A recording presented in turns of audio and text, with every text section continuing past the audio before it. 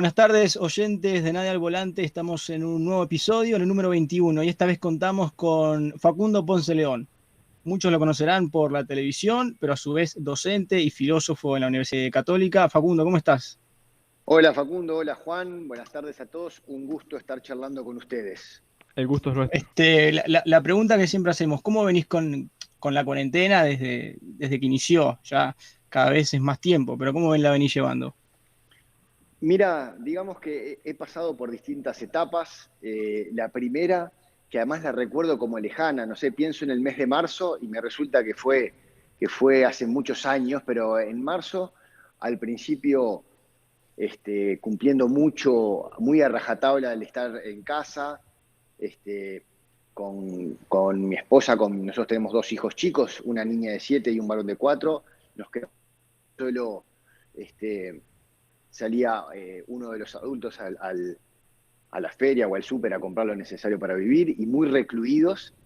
Y después una segunda fase ya un poco más de aire libre, con ciertas precauciones, pero ya con ganas de empezar, de ir hacia la nueva normalidad. Y una tercera fase, que es la que estoy ahora, y es deseando que se anuncie que se levantó la emergencia sanitaria y empezar a hacer más y más cosas, digamos. Es ya con muchas ganas de volver a las clases presenciales, con muchas ganas de volver a nadar. Yo voy a un club y hago natación y extraño mucho la piscina, con ganas de ver a Nacional, con ganas de que se vayan retomando las actividades. Sí, lo más cercano entonces por ahora es que confirmado la vuelta del fútbol.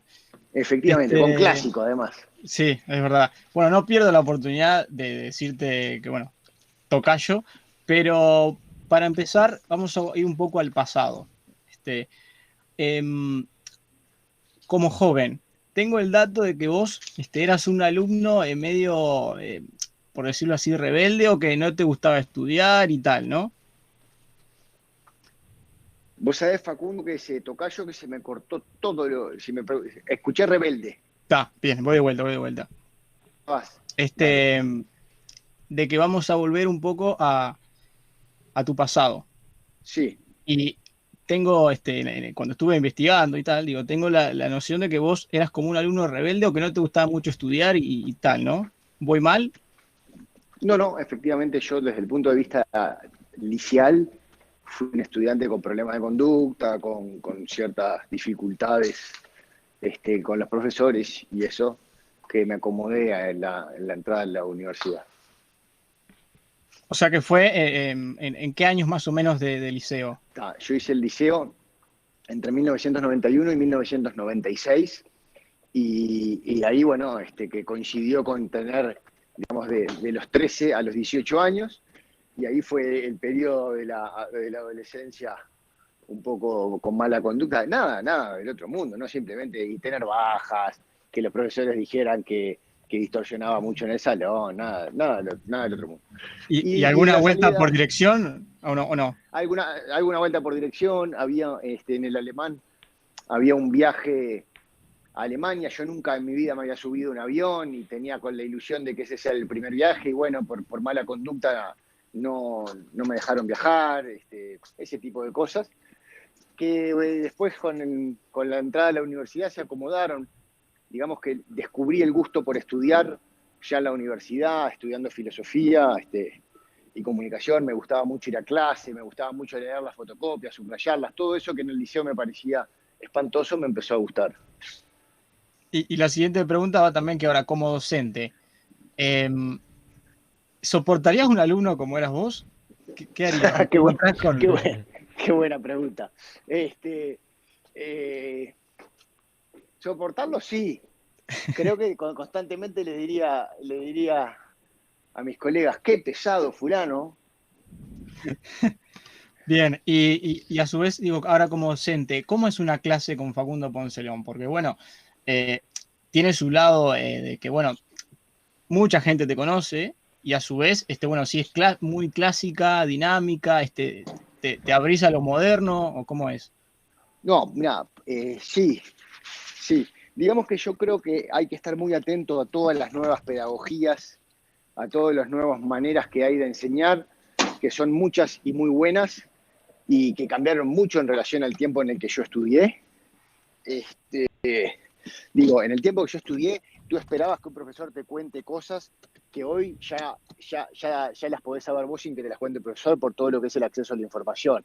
Ese cambio es absolutamente innegable, y negarlo creo que es una manera de no estar ayornado, ¿no?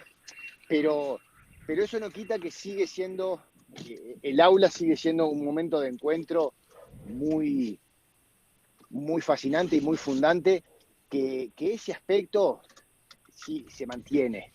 Entonces, siempre un docente que sea exigente es un docente que a la larga vas a agradecer. Capaz que a la corta no, y capaz que a la corta agradeces más el docente simpaticón y cómico y no sé cuánto. Yo creo mucho en la exigencia como un valor, como algo que está bueno que suceda, aunque quizás en lo inmediato el estudiante no lo reconozca. El combo ideal es el docente que tiene esa exigencia y además sabe tener una cordialidad y un buen clima en la clase, ¿no? Claro. Claro. Volviendo un poco más a tu adolescencia también, tengo entendido que fuiste a hacer bastantes cosas como músico, futbolista, carpintero y actor, pero ¿siempre estuviste decidido a la filosofía? No, no siempre. Yo en el liceo sí estudié teatro, hacía varios talleres de teatro. También la carpintería siempre fue algo que me fascinó, a pesar de ser una persona negada con las manos, tengo muy poca capacidad manual y habilidad, pero siempre me pareció, hasta el día de hoy, me parece fascinante el trabajo del carpintero con la madera. Y en un momento, bueno, coqueteé con el derecho porque tengo un padre abogado, tengo un abuelo abogado, tengo un padrino abogado, pero me duró muy poco. Ya en el liceo mismo me di cuenta que tenía que seguir un poco la cuestión más vocacional, que en mi caso era la filosofía, ¿no? El estudio de la filosofía. Y después, por una razón de mercado de trabajo, lo asocié con la comunicación. Claro. Y si tuvieses que nombrar una única razón por la que estudiaste filosofía, ¿cuál dirías que podría ser? Vocación, vocación, Vocación. Y para los del vocación. público que lo único que tuvimos con la filosofía fue un curso en bachiller, ¿cómo es ser un doctor en filosofía? Lo que pasa es que, a diferencia de otras disciplinas, la filosofía es algo tramposo, porque la gente te dice, no, a mí no me gusta, en el liceo me pareció horrible. Hay estadísticas que dicen que al 60% de la gente no le gusta la filosofía, y hay una cierta trampa en eso, porque en realidad decir que no te gusta la filosofía así en general es como que alguien te diga, no sé, a mí no me gusta comer, a mí no me gusta dormir o respirar. Son cosas que hacen a la dimensión básica de la vida, y la pregunta por las cosas que uno hace y por qué las hace, no se la hacen los filósofos, se la hace todo el mundo. Todo el mundo se pregunta si el trabajo le gusta, si cambiaría de trabajo, si se quiere quedar en el lugar que vive o preferiría emigrar a la ciudad, en el caso de uno limareño, o irse del país, o si se quiere casar, o si le gustaría tener hijos o no, o qué hacer con el dinero. Digo, esas preguntas son preguntas filosóficas. Después está, y ese es un segundo nivel, la persona, como es mi caso, que tengo una vocación por ese estudio y me interesa saber qué decían otras cosas, qué decían los antiguos de la amistad o del amor o de la felicidad. Pero que haya un segundo nivel no significa que no estemos todos en el primer nivel. O sea, Claro, hagamos una analogía con los alimentos. Todos comemos y no todos queremos ser ni nutricionistas ni ni chef, ingenieros de alimentos, claro. pero todos comemos. Que a vos después te interese saber que el pescado tiene fósforo, hierro, zinc, vitamina B12 es un segundo nivel, pero el comer un bife de pescado o un bife de carne o una pasta, ahí estamos todos metidos. Y lo que me lleva a la siguiente pregunta, ¿cómo se vincula la filosofía con la comunicación? En realidad hay dos vinculaciones. La primera es histórica. Todos los filósofos de mediados del siglo XX se preguntan por el fenómeno de la comunicación, porque es un fenómeno que empiezan a ver. No te olvides que estamos hablando ahí del auge de los medios de comunicación, estamos hablando del periodismo clásico en auge, pero la radio como gran vehículo de cohesión social. Todavía no había surgido la tele, pero todos los filósofos dicen, ¿qué está pasando acá? ¿Por qué aparece un líder como en Hitler, piensen en Mussolini, se les hacen películas, tienen videos, está el cine. Entonces los filósofos reflexionan sobre qué es esto de los medios, qué es esto de comunicar. Eso en términos técnicos está todo el llamado del giro lingüístico, que es una cosa que acontece también del siglo XIX al siglo XX, que es el lenguaje, que es un signo, que es un símbolo, qué vinculación tiene eso con las ideas, con las creencias, con lo que pensamos. Bueno, todo eso es una vinculación muy técnica, pero muy real también de filosofía y comunicación. Después, en mi caso particular biográfico, la carrera de comunicación y el periodismo era una cosa que a mí me gustaba mucho y que para mí iba a tener una salida laboral más rápido que la filosofía. Eso fue el razonamiento que yo hice para estudiar las carreras. Después en la vida se pegaron de entrada mucho más de lo que yo creía y estuvieron mucho más juntas. Probablemente en mi perfil periodístico tiene mucho de filosofía y mi manera de acercarme a la filosofía tiene mucho de comunicación y divulgación, ¿no? Claro. Y ahora, viendo la siguiente pregunta, es que, bueno, el mundo sabe que vos, bueno, hiciste lo del origen, el último fue de cerca y en su momento Vidas, que es algo que mucha gente no sabe, porque estamos hablando de 2005, y 2010, si no estoy mal, ¿no? No, 2004, 5, 6 y 7. Bien, bien, bien. ¿Y fue tu primer trabajo en televisión? Sí, mi primer trabajo en televisión. Y para ese específicamente, ¿qué se basaron, a la hora de elegir las entrevistas? Y teníamos dos criterios para elegirlas. El primero era, conozco a fulano de tal que es yo qué sé, ponele, no sé, un PAE de un banda. Se llama Rubén, hace estas cosas, tenemos que entrevistarlo, está de más, y los sábados hace unas ceremonias que están buenísimas, y es medium, y hacen unas danzas, pero conocías a Rubén, que era un umbandista. La otra cosa ese era un criterio, personas concretas que alguno de la producción o del equipo de contenidos conocía y te decía, vos sabés que a la esquina de casa hay un clasificador de basura que es un genio porque tiene esta historia, esta historia, esta historia, y vamos a ver a ese clasificador que se llamaba Sergio. Claro.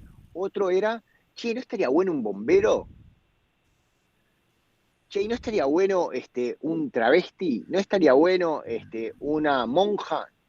Y ahí nosotros teníamos como el titular y había que buscar a alguien en particular que conectara con eso interesante que es que hace un bombero o cómo vive sus días una monja, etcétera, etcétera. O sea que o por alguien o por el título eran las dos maneras de encontrar a las personas que le hacíamos vidas. Claro, y a su vez digo que, bueno, no hay tanto material de lo que fue el programa de Vidas, pero también tuvo un apartado, por decirlo de alguna manera, donde también se entrevistó a gente importante del Uruguay, ¿puede ser? Sí, tenés razón. Como En el 2000, fue, bueno, Luis Alberto Lacalle, Entre Valle y algunos otros, ¿no? en el 2007 entrevistamos a famosos, ciclo de famosos, políticos fueron Valle, Sanguinetti, Lacalle y Fernández Huidobro. Hicimos a Loco Abreu, hicimos a Claudia Fernández, hicimos a Canela, hicimos Jaime Ross, Sánchez Padilla. Claro, y la siguiente pregunta digo que, bueno, sabiendo que era tu primer trabajo en televisión, y fue tuvo un boom importante en la televisión, ¿cómo te sentías vos siendo que, bueno, entre todo era el primero, que era joven y tal, y hablando con figuras tan importantes? ¿Cómo te sentías en lo personal? ¿Miedos, nervios? Sí, un poco de miedo, un poco de nervio, pero sobre todo una sensación de que había que yo era muy chico todavía, no tenía hijos y estaba haciendo un periodístico que para mí era soñado, así como estaba, y eso me generó una cierta, me sentí como un poco, no sé cómo decirlo, asfixiado, quizás sería la palabra justa, como que me gustó hacerlo, pero me tenía que ir. Y por eso busqué una beca y me fui del país durante 7 años con mi esposa, me fui a España, no conocía España, conocí Madrid por primera vez en octubre de ese año y sentí como que me había agotado. Agotado no en el sentido de cansancio, sino ya había estado con los expresidentes, ya había hecho gente famosa, un poco. Sí, me dio un poco de nervios, pero lo hice. Y sentí que tenía que conocer un poco más del mundo y tenía la posibilidad, trabajar en la universidad, de postular a unas becas que postulé, perdí una vez y después gané y después me fui. Claro, o sea, como que fue todo muy rápido, y pronto, digamos, por decirlo quizás de alguna Efectivamente, manera también. efectivamente, Este, aunque parezca raro, porque generalmente eso no se ve como algo negativo, a veces es negativo que algunas cosas te pasen demasiado rápido. Así como es negativo, la gente dice, hace 15 años que estoy en el canal y sigo haciendo lo mismo, en la prensa y sigo haciendo lo mismo, cuando mi Claro. sueño es conducir una parte y decís, qué horrible 15 años sin poder lograrlo. También es raro que te toque tan rápido hacer tanta cosa, porque también eso Vos dirías te puede que, agobiar. vos dirías que esos dos extremos son como negativos también. Efectivamente, yo si tuviese que dar una reflexión general, diría que los dos extremos son negativos. bien, y a su vez con esa primera etapa de vida donde las entrevistas como que fueron a gente más, o sea, no por decir normal, pero que no eran famosos, Sí. viéndolo en el tiempo, que tuviste la posibilidad de ver esas distintas realidades, como nombrabas a Sergio, que es el que juntaba basura, y también uno de los que pude ver que era un policía en el Concar. Sí. Desde lo personal, ¿qué te llevas? O sea, como ver todas esas realidades distintas, viéndolo desde lo más lejano y con madurez, ¿qué te llevas del programa Vidas?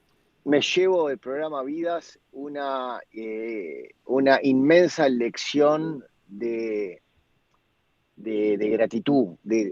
Gratitud quiere decir que no nos damos cuenta de todo lo que hace tanta gente para que la vida funcione. O sea, el funcionamiento de las cosas lo sabemos, pero nunca reparamos. En este momento hay alguien que está en una morgue abriendo un cuerpo para ver por qué asesinaron a alguien. Y estar con Hugo, que fue el forense, y estar ahí y abrir un cadáver y de repente te dicen llegó otro de un accidente fatal y lo ves ahí, ves el cuerpo y ves una señora que se suicidó y hay que encontrar una bala y decís, se te aflojan las piernas. Pero yo estaba ahí y lo pude ver y aprendí que sin esos médicos forenses la sociedad no funciona. Y hay otro que clasifica basura y hay un sacerdote que le da paz a cierta gente. Y hay un travesti que se siente discriminado por su familia y lo vas a escuchar y de repente te vas con un bombero que ayuda a una cantidad de gente cuando hay inundaciones y cuando hay apagones y no solo cuando hay fuego.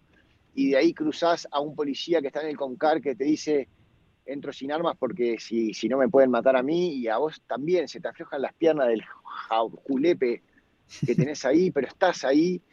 Y de ahí te vas a un centro de quemados que te enseñan lo que es, y estás ahí viendo a alguien que le amputan el brazo porque se lo quemó entero y ves cuando se lo sacan y lo tiran a una bolsa de basura, el brazo, recién amputado. Y todo eso pasa, y pasa todos los días. Y si eso no pasara, colapsaría el sistema sanitario, el sistema de cómo funcionan las comunidades. Todo el tiempo están pasando cosas que vos no ves, pero que están ahí. A mí Vidas me dio la oportunidad de verlas y ver todo lo que hace andar esta sociedad y este mundo y decir, pucha, qué increíble la cantidad de gente que se rompe el lomo para que la vida funque, para que las cosas anden, para que cada uno de nosotros esté haciendo sus cosas, para que esta entrevista salga. No solo la tecnología, hay una cantidad de cosas que están pasando. Yo en este momento estoy yendo a buscar a mis hijos al jardín y estoy por la calle y los semáforos funcionan y yo qué sé, pero alguien los está haciendo funcionar. Y si no funcionaran, habría chocado y habríamos suspendido esta nota ya. Y esto Sí, Claro. es porque las claro. cosas, y así con todo, ¿no? Entonces a mí, la dimensión de lo que fue el programa Vidas, ver quién trabaja con enfermedades, ver quién tiene autismo, ver quién trabaja en las muertes, ir a un cementerio, ver quién los organiza, pero después también ir a ver quién hace fiestas y quién se trabaja con el entretenimiento y hace striptease para las despedidas de solteros, yo qué sé, todo ese mundo, toda esa diversidad, la aprendí como de una manera inmejorable haciendo vidas. Bien, y la última en este apartado, digo, es cortita. Si volverías a hacer vidas, Sí. si volverías a hacer el programa de vidas. La pregunta es esa, no, la respuesta es no. Bien. Y tal, la última es que si ahora estabas trabajando en algún nuevo programa para más adelante bueno, No, en este momento no tengo un proyecto para estar en los medios. Estoy trabajando con mi hermano Juan, que somos socios en Mueca en algunas posibilidades de documental, pero en este momento Claro. todo, como se dice, en borrador. bien. Ahora en temas más filosóficos, le tiro la posta a Juan, a ver. Empezá Bueno, vos nomás, Juan. yo diría ya como filósofo y más como persona, ¿qué pensador te ha influido más? Tipo en tu día a día, en tu vida. Hannah Arendt, una filósofa alemana, judía, que tiene toda una reflexión La autoridad. acerca de la condición humana y eso, que yo la estudié mucho, estudié todos sus libros y casi todas sus cartas, y es la filósofa que más me influenció. Y la siguiente pregunta es si sos creyente y de ser así, ¿cómo se relaciona eso con la filosofía? Eh, Soy creyente, soy un creyente probablemente muy atípico y desorganizado y desobediente este, para una visión más clásica. O sea, no soy una persona ni de misa diaria ni de todos los domingos, pero creo en Dios, fui formado en el cristianismo, creo en la iglesia como institución. eh, ¿Y cómo se vincula? Se vincula de toda la vida. En realidad la pregunta interesante es cómo no vincularlos, porque la filosofía es la pregunta por el sentido y la religión es una de las respuestas al sentido. Claro. Unamuno decía, el que no duda no cree, o sea, la fe ciega es fundamentalista. Los creyentes dudamos todo el tiempo y estamos ahí, a veces rezamos para pedir y a veces rezamos para putear, y estamos ahí en esa creer y dudar son dos caras de una misma moneda, y la duda sistemática se llama filosofía, y la creencia sistematizada se llama religión, o sea que están bastante pegadas en ese sentido. O sea, pegadas en el sentido de que forman parte del mismo fenómeno. Bien. Y ya más, ¿cómo te relacionas vos con la política? ¿Tenés alguna ideología marcada? ¿La filosofía te ha ayudado a desarrollar un poco esto o cómo es la cosa? No, tengo una vinculación con la política, primero, muy intensa, creo muchísimo en la política. No soy de esas personas que dicen, la política no sirve para nada, toda una manga de corruptos. Este, porque tengo una visión de la política mucho más amplia que los partidos. La política esta nota es una nota política. Que hagan un podcast ustedes de 33 es un hecho político. Ustedes están tratando de incidir en una comunidad, están tratando de ser escuchados, de que la gente que los escucha opine, le haga bien, le haga mal, discrepen, se irriten. Eso es política, eso cambia la vida de las comunidades. Entonces, el problema que hay en Uruguay es que se ha hecho demasiado énfasis en que la política es, bueno, ¿qué sos? ¿Blanco, frente amplista, colorado? ¿De qué sos? Dale. Yo no, yo qué digo, tenemos que ir sin duda hacia una dimensión de la política menos atada a los partidos y a una identificación fija, como yo qué sé, yo voté ya 4 partidos, tengo 40 años y no tengo la menor idea cuántos más voy a votar, capaz que no es la pregunta relevante. Ojo, está perfecto que vos me digas, no, yo soy frente amplista toda la vida, mi abuelo fundó el Frente Amplio, mis padres militaron, yo siempre prefiero un mal frente amplista a cualquier otro. Bárbaro, está, ok, te lo respeto, perfecto, y así los que son blancos hueso bagual y vallistas de todas las horas, que el vallismo es el Partido Colorado, y está. No tengo ningún inconveniente, lo que digo, eso no es un valor. No es que está bien ser así, está bien que pienses la política un poco más transpartidariamente. Entonces, mi ideología Claro. básicamente en ese sentido es lo que puede ser, si querés, algo más liberal republicano, de pensar la república, la res pública, cómo construimos nosotros la comunidad. Ahora tocó este gobierno, después habrá otro, capaz que es del mismo partido, de la misma coalición, capaz que vuelve el Frente Amplio, estuvo 15 años, pero antes no estaba. Esas cosas van a cambiar, no es esa la pregunta relevante. Entonces yo la vivo un poco desde ese lugar. Y antes Buenísimo. de dejar a Palito volver a hablar, te voy a preguntar, ¿qué pensador también en toda tu carrera de filosofía fue el que más disfrutaste de trabajar con él? Mira, yo el filósofo en la carrera que más disfruté leyendo fue Julián Marías, que es un filósofo español. Lo que pasa es que, claro, se da la particularidad de que es un filósofo que escribe como los dioses, y muchas veces en la filosofía la escritura no es siempre el principal valor, yo qué sé. Claro, Aristóteles es un embole de leer, es aburrido, es complicado, pero está, es más filósofo que Julián Marías, ¿no? Mucho más. Este, pero así de disfrutar la lectura, Julián Marías.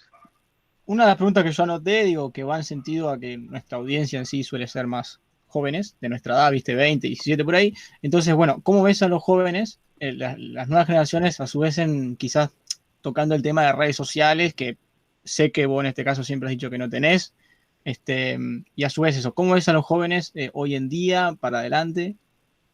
A los jóvenes los veo impecables, o sea, como jóvenes.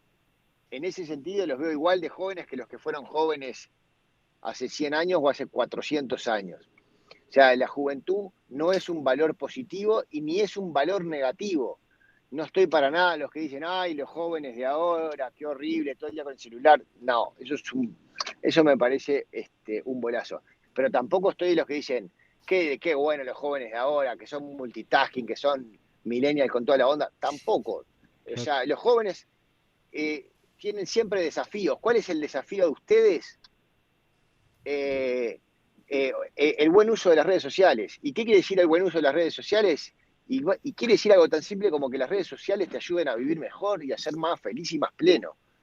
Entonces, es evidente que estar con un nickname en las redes para putear gente por lo que hace y decirle basura no te puede hacer bien. Claro. Capaz que te hace bien hoy que te descargue, pero no puede haber tanto odio en las redes. Yo no las tengo porque no las sé manejar y porque tomé otras decisiones vitales con respecto a mi uso del tiempo y tal. Pero para nada las desacredito. Son fundamentales. Una persona que sepa usar bien su Instagram, su Twitter, su TikTok, su WhatsApp, su mail, todo eso, es una persona es muy importante que lo sepa hacer y está impecable que sea el desafío. El desafío no es cómo vivir sin redes, eso es un bolazo, o cómo vivir sin tecnología. El desafío no es ese, el desafío es cómo usarla de la mejor manera posible. Y bueno, ¿y cuál es la mejor manera posible? Y la que te ayuda a ser más pleno y más feliz. ¿Y cuál es la que me ayuda a ser más pleno y más feliz? Bueno, ahora que llegamos a esa pregunta, esa es la pregunta. Entonces, ¿para qué lo usás? Y bueno, yo qué sé, yo miro 4 horas por día porno. Bueno, yo qué sé, ¿viste? 4 horas por digo, no, y yo la verdad dedico 1 hora a putear gente. ¿Y a vos te parece todos los días 1 hora puteando videos, dándole deditos para abajo acá? Y vos decís, no, yo qué sé, yo la uso para enterarme de cosas de animales. ¿Por qué? Porque a mí siempre me gustaron los animales y con un par de amigos tenemos ganas de hacer un refugio, yo qué sé. Entonces estoy muy en contacto en Rosario con una asociación de perros y hay otra que hay ahí en Brasil. Entonces hay un uso que está bueno. No, y además también lo uso porque yo qué sé, yo sigo, no sé, 2 modelos argentinas que están divinas y me gusta lo que publica. Está bien, pero hay un uso más, o sea, está enmarcado en algo que vos estás. Así que vos Este, podrías decir que en sí la tecnología no es buena ni mala, no es el problema, sino que como que ah, seríamos nosotros. por supuesto, por supuesto, por supuesto. Pero eso es una cosa que la filosofía de la tecnología viene diciendo desde hace siglos. Pero es como que yo te diga, che, ¿es bueno o es malo un martillo? Yo me decís que es bueno, yo te digo, bueno, hoy murió una persona en Claro. Tacuarembó de un martillazo en el cráneo. ¿Y vos qué me vas a contestar? Bueno, lo usó mal. Pero entonces se puso a armar el martillo. Claro. Y vos Claro, decís, no, pero yo me acabo de mudar y si no tenía martillo no podía colgar la estantería donde están los platos y las cucharas. Lo exacto. usaste bien, lo Porque usaste bien. hasta un martillo es tecnología. Lo que me lleva a preguntarte, Facundo, ¿vos Por crees supuesto, que... tecnología es, perdón. No, no, no, por favor. Si vos crees que nosotros como sociedad estamos preparados para, si bien imagínate cómo algunas personas usan ya mal el internet, para lo que podría ser el futuro de la tecnología como inteligencia artificial, robots, ya más. Bueno, es una muy buena pregunta. Yo te diría, nos estamos preparando. Si estamos 100% preparados, no lo sabemos todavía. Pero nos estamos preparando. Está sobre el tapete esto. Es la pregunta que nos estamos tratando de Claro. responder. Bien, yo tenía una pregunta que va en mismo sentido, bueno, con lo que estabas diciendo y acompaña lo de la tecnología y tal, pero ¿cómo ves esa necesidad de exposición que creo que ha ido en aumento siempre, a su vez por la cantidad de redes sociales que cada vez hay más y más? Eso, la necesidad de exposición y de aceptación de otros. También es una pregunta. No es lo mismo, ¿no? La necesidad de ser aceptado y la necesidad de exposición son dos necesidades distintas que está bueno distinguirlas porque son cosas distintas. Siempre hemos necesitado ser aceptados, ser reconocidos. También es una dimensión filosófica clave. Lo que pasa es que antes esa aceptación y ese ser reconocidos se jugaba en un círculo muy chico. Necesitabas que tus padres te reconocieran, Claro. que tus amigos. Hoy en día vos buscas un tipo, y ahí es donde viene lo otro que vos decías, que es esto de la exposición. Entonces vos decís, no, estoy mal porque no llegué a 200 likes en una publicación. Entonces, bueno, y de vuelta, ¿por qué querés 200 likes? ¿Qué es lo que estás buscando vos ahí? ¿Qué es lo Claro. que, hacia qué va eso, ¿no? Entonces, en función de cómo te respondas eso, vas a poder tomar ciertas decisiones de tu vida. La exposición en sí misma es algo parecido a lo de la tecnología. No es ni buena ni mala. La exposición es una gran cuestión para las nuevas generaciones. Es una gran cuestión. Bien, una de las últimas ya, que viendo la entrevista de hace un año, hablaste que tenías un ensayo de que habías elegido el tema de la vejez. Y la pregunta es, ¿por qué la vejez? Y qué reflexión sacaste de ese ensayo y tal. El ensayo no lo terminé. Bien. Lo estoy haciendo. Y me está llevando, me está costando enormemente. La pregunta de por qué es por dos cosas. Primero, porque cada vez hay más personas mayores en el mundo. Hay un aumento sostenido de la expectativa de vida por el cual uno puede decir que en el 2050 el mundo va a estar, uno de cada cuatro va a ser una persona mayor, es decir, alguien que tiene 65 años o más. Claro. Entonces, hay un desafío ahí de qué significa envejecer, qué quiere decir ser viejo, por qué tanta gente le teme a la vejez, porque ya no puede correr, porque ya el cuerpo empieza, pero es solo eso. También la pregunta contraria, ¿por qué todo el mundo asocia la vejez con la sabiduría? ¿Por qué se dice que solo los, Exacto. solo los viejos son sabios? ¿De dónde nos viene esta idea? Este, y esos temas a mí me parecen muy desafiantes, me interpelan, me pregunto todo el tiempo. La diferencia entre nosotros o entre ustedes, yo y una persona mayor, son nada, son 20, 30 años. O sea, ustedes hoy se ven jóvenes, se autoperciben como jóvenes, pero son potencialmente viejos también. Faltan 40 años. Y vos decís, es un disparate. Sí, es un disparate, pero también en términos históricos es mañana 40 Claro, años. no es nada. Y Entonces, está creo, bueno que la vejez, que vos ya la empieces a pensar. Está bueno que vos digas, ya empiezo a preparar ese ser viejo. sí. Este, no sé, sé que suena raro, pero es lo que estoy ahora justamente trabajando. Y creo que en una entrevista vos habías dicho que ya no te autopercibías más como joven. No, no me autopercibo más como joven. Así que, Soy, ¿cómo, cómo ves capaz esa vejez tuya? no, yo la veo que la estoy viviendo en este momento. ¿Cómo la vives? Este, bien, bien, bien, o sea, me encantaría tener una cantidad de atribuciones que tienen que ver con la vejez ya hoy. La vejez también es el tiempo que dejas de ser productivo, que no estás obsesionado con qué hay que producir, Claro. para qué tiene. Es el tiempo de lo que los clásicos decían, el tiempo del ocio. El ocio como contemplación, como ver las Ahí se cosas cortó en el tiempo del ocio, fue lo último. Yo escuché y, bien. y la contemplación. Me siento muy pleno de vivir el tiempo que me toca vivir. Y no tengo ningún problema en que pase el tiempo y que uno envejezca. Claro. Bien, Juan, creo que la última, es, bueno, que fue una que al final le digo a Juan, bueno, ya es lo personal, ¿qué le preguntarías vos? ¿Qué le pregunto yo? No sé Bueno, qué. Y dice, ¿qué consejo de vida nos darías como filósofo, por ejemplo? exactamente. Y bueno, siguiendo con esta línea, les diría, aprendan a envejecer. Y cuando digo que no tengo Bien, ningún ese problema es con nuestro eso, desafío. no es que me estoy poniendo en una vejez alucinante, Claro. la vejez va a traer problemas, nos van a doler las cosas, vamos a ir al médico, probablemente tengamos algunas cuestiones de salud, pero justamente hay que aprender a vivir con eso, Yo te, y no contra eso. yo te hago una pregunta más, si me permite el Dale, tiempo. Que sí, por vos, supuesto. vos nos hablás de la vejez como lo decían los griegos, el tiempo del ocio. Pero, ¿cómo aprender a envejecer en una sociedad que cada vez más está obsesionada con la productividad? Es excelente la pregunta.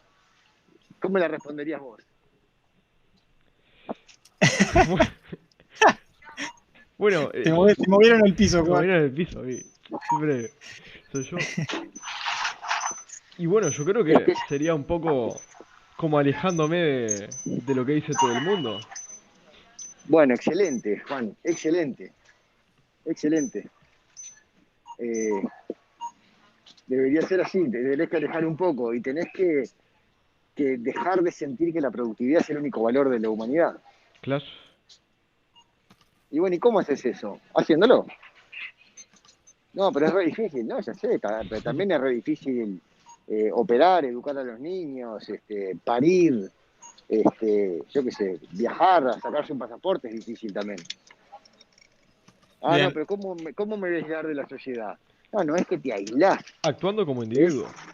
exacto, es que tomás decisiones sobre quién sos, sobre lo que querés hacer, y en este caso, justamente sabes que en la sociedad hay una cantidad de cosas que marca que no son necesariamente las correctas. Por ejemplo, esa, producí 100% 24 horas al día, los 7 días a la semana.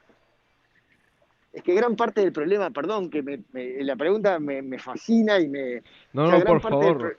Nuestro gran podcast parte del está hecho problema para eso, para que la gente venga y nos hable con pasión de lo que quiera. es que gran parte del problema que tenemos hoy con la vejez es justamente que la vemos como un mal porque la asociamos con la decadencia y la no Exactamente. productividad. Por eso se llaman los pasivos.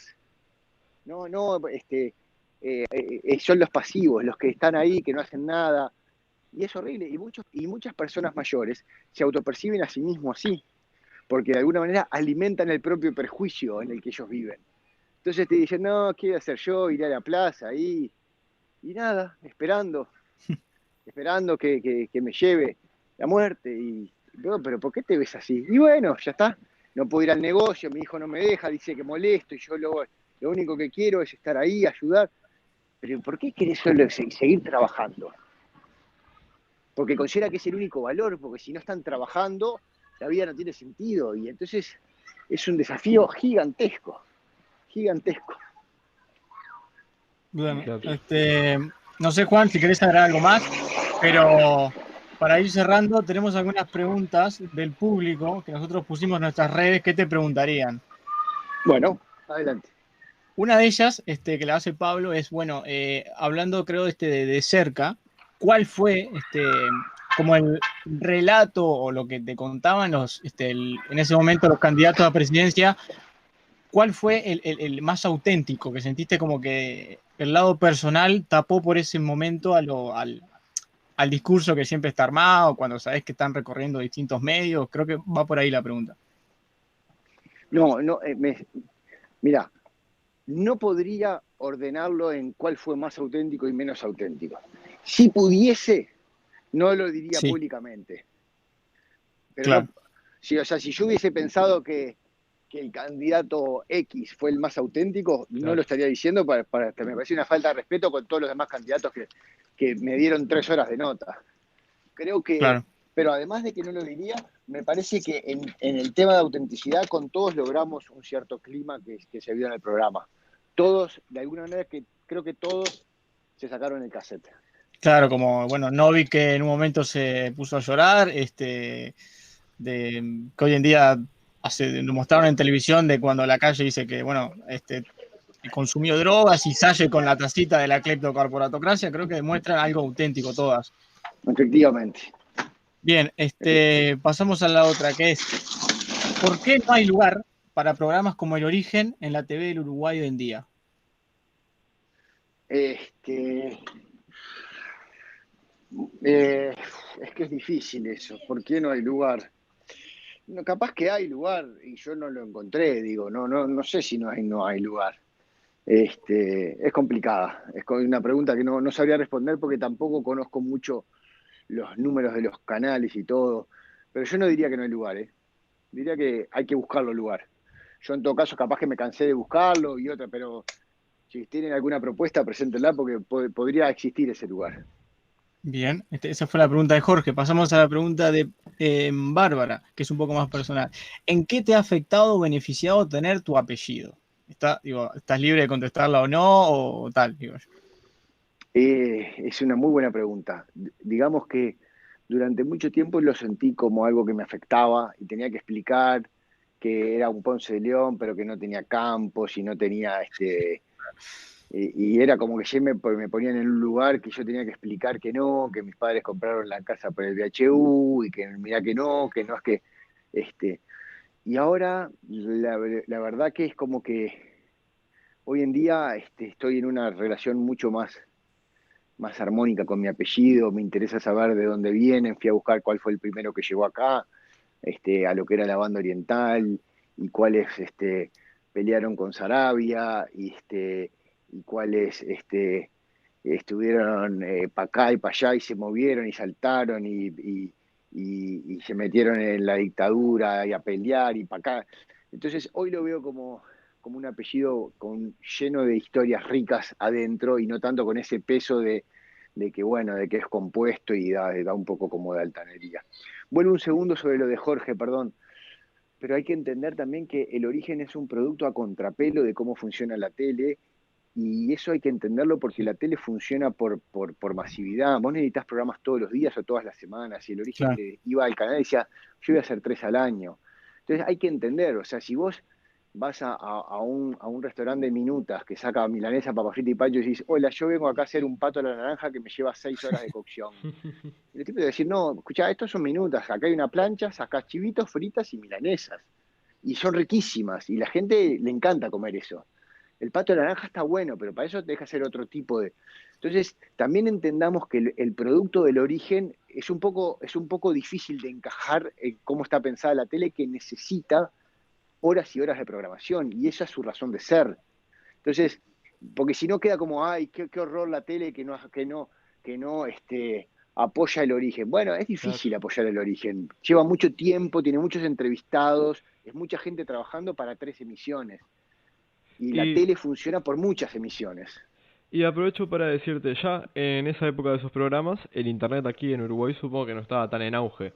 Pero hoy en día, que casi todo el mundo tiene Netflix, casi todo el mundo tiene conexión a internet, ¿crees que eso es un beneficio para quizás medios de arte más alternativos, como puede ser El Origen o otro tipo Sí, de programas?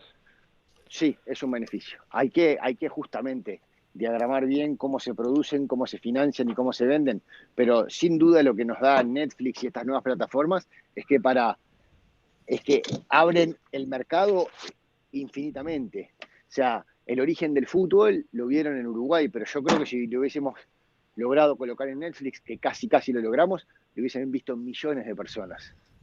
Porque Bien, Uruguay y el fútbol se ve mucho más. Claro. claro. Las dos últimas del público, Facundo.